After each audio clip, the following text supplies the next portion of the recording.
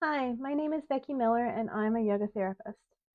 Change is scary and most of us avoid it as much as possible. Sometimes, though, you really need to change something, and that's where I come in. I support the process of changing your life. I help women to recover from past trauma and learn new skills to navigate life's current challenges. Today, we're talking about self talk. In those quiet moments when life slows down, beneath all the daily chatter and obligations, there live the stories we tell ourselves. How often have you told yourself that you're not doing enough or doing something the wrong way? How frequently do you criticize how you look or sound? How often do you tell yourself that you're a failure? Whether these stories seem subtle or not, these inner narratives significantly shape how we see the world and influence the choices we make every day. These stories have the power to alter your behavior and your mood. But have you ever taken a moment to think, what if these stories aren't true? Realizing that your beliefs about yourself might not be true is incredibly freeing. The problem is that we're often unaware that we're trapped in other people's stories and unable to distinguish between what is true and what isn't. With this in mind, the first step to changing your self talk is to become aware of the stories you tell yourself over and over. Then, by recognizing that you are not the sole creator, or in some cases, not the creator at all, you allow yourself the chance to explore new possibilities. This awareness creates a valuable space for personal growth and meaningful transformation. For some, just being aware is enough to shift our perspective, and it helps to loosen the hold of your negative self talk. Others might need to actively rewrite these internal scripts, swapping out untrue stories for ones filled with self compassion and acceptance. Remember, it will take time to shift the narrative when you've been listening and believing other people's stories your whole life. Determining where these messages come from is key to understanding our inner dialogue, though. Ask yourself, are your most frequent stories truly yours? Or were they planted by a partner, a family member, or perhaps even society at large? Frequently, the stories that we tell ourselves the most don't come from inside of us. Instead, they were given to us by someone else. Identifying their origins can help us decide if these thoughts hold any truth and if they are helpful or harmful thoughts. Think about a message you often tell yourself. Maybe it's one about not being good enough, which so many of us have, right? Or always messing up. If after some reflection you notice it echoes someone from your past, that could be a sign it isn't really your own, but rather someone else's bias or expectation. Deep down, you might not believe the story even, but you've heard it so many times that it seems plausible. Uncovering the story's origin will help you rewrite it going forward.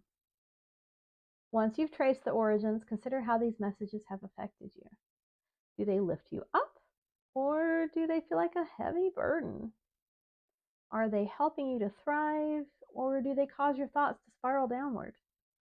It's important to evaluate if these thoughts are helpful or harmful. More often than not, they result in needless self-criticism that erodes your self-worth and happiness. This makes it difficult to thrive as you go through your daily life.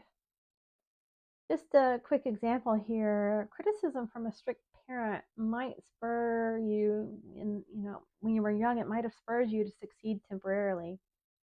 In the long run, it may have cultivated a pit of insecurity that you feel when you're trying to accomplish a task, increasing your anxiety, and it's just impossible to live up to someone else's standards sometimes. On the flip side, if you had a parent who encouraged you with affirming messages, that laid the groundwork for confidence and self love. These messages would lift you up and help you grow rather than hold you back. So, are your internal stories making life more difficult or helping you to succeed? Something to think about. Of course, you can change those internal stories. It takes time and patience, of course, but begin by gently questioning these false beliefs. Ask yourself what is true. Then counter the negative thoughts with positive affirmations. Instead of thinking, I'm not good enough, try telling yourself, I'm worthy and capable. Because the old stories are so ingrained, you'll have to rewrite them intentionally and you'll have to practice. Choose just one to change and then move on to the next when you're ready. Over time, with patience and repetition, these new stories can become part of you. Don't be afraid to ask for help when rewriting your stories. You don't have to do all the hard work of changing those stories alone. Sometimes you need someone else to reflect back to you what your true story is. Consider reaching out for support from communities or professionals who can guide you on this journey. Therapists, coaches, or support groups like the Women's Circle can provide valuable insights and motivation as you work on reshaping your inner dialogue. Again, you don't have to do this work alone. The stories we tell ourselves are powerful and profoundly impact our lives. By taking the time to examine and challenge these narratives, we can break away from the falsehoods imposed on us by society, family, or even our own fears and insecurities. Confronting these untruths enables us to begin living a more authentic, joyful, and empowering life. Always remember, you hold the power to rewrite your story.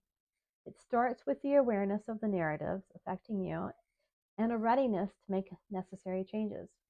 So I'm asking, what story will you rewrite first? I'd love to hear. Maybe leave a comment. Let me know what it is that you're going to work on rewriting.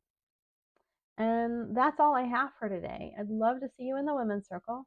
You can check it out at beckymilleryoga.com/TWC. And remember to like and subscribe. I'll see you next time with another tip for living healthier and happier. Bye for now.